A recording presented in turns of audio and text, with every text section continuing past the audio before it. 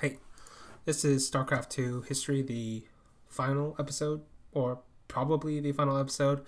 Maybe I'll do one or two more on a specific subject, like a tournament, event, a player, depending on my fancy or whims.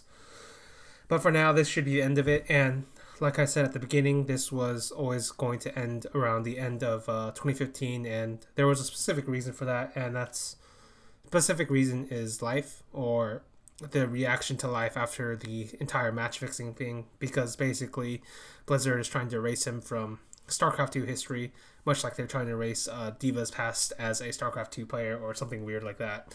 Now, as a person who has a lot of respect and who have followed the scene for that long, it's kind of weird just because life is, in my opinion, like a top three pivotal player in StarCraft 2's identity. There's him, Sue, and MVP, if you were going to ask me about the three. And basically, life is was such an incredible player, and it felt like the way history was building up from the very beginning all the way to the all the way to 2015. It felt like it was building up towards life ascending as the greatest player of all time. Of course, that didn't happen because he, match fixed through the games.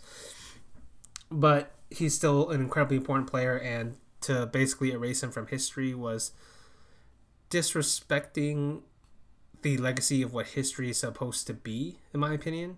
Basically, an accounting of all the events that happened beforehand. And let's be honest, this entire series I did anyway isn't truly like a historically sound in a sense, because a lot of it is through my own perceptions, my own beliefs, my own ideas. And the reason I did it that way was because I find it much more interesting to do it that way and less dry. But if you wanted a more like objective view, you can go read like Thorne's articles. He doesn't cover all parts of StarCraft 2, but the ones he did do were very well detailed and very down to the point. So they're very good, basically. And in my opinion, the one of the reasons I did this, and in a sense, one of the reasons I did the greatest of all time, was basically I wanted people to think and respect and discuss about the StarCraft 2 history and use their, because I didn't want to be necessarily the definitive version, because in my opinion the only definitive version for any particular person should be their own version, as in like their own opinion, not like, how do I explain it, like we all agree on the facts, like basically MVP did win like that GSL, like there's no denying that, or life did win those tournaments, etc.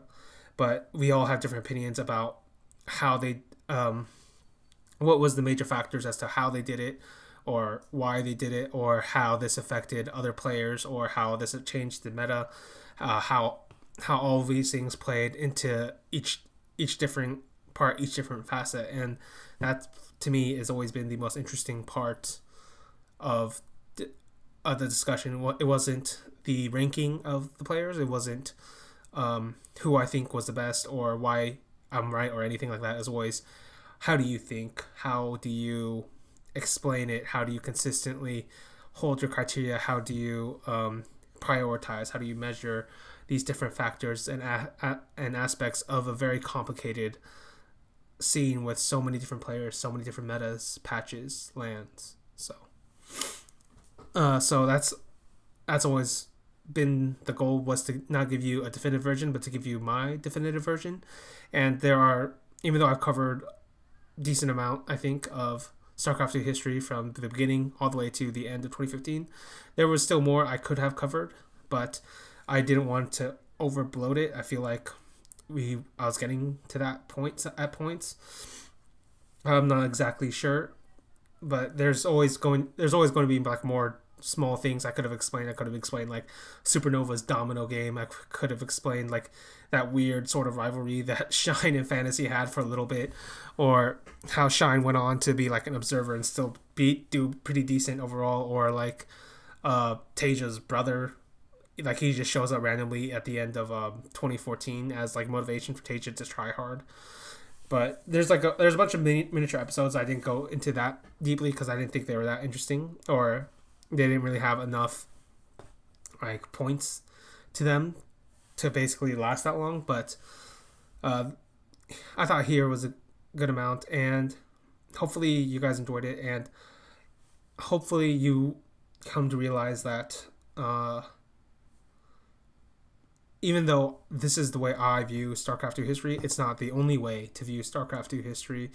And maybe it inspired you to at least go back and watch some of the great games I've talked about throughout this series. For reference, like games I think there's only one game truly I think every person should watch, absolutely, and that's Innovation versus Tasia, Game 3 on Newkirk, WCS Season 2 Finals. I think that's the highest peak level game I've personally ever seen in StarCraft 2 history. Nothing really compares to it. After that, there's a Gumiho versus MMA. I think that's the second best game. That's the GSTL Finals Game 1 on Antigua Shipyard. And then after that, there's like a bunch of different games and different players you can watch. Like the entire Peak of Life was amazing. Life versus Dream, Life versus Dream, Life versus Maru. Any Life versus Tasia series, barring 2012, was great.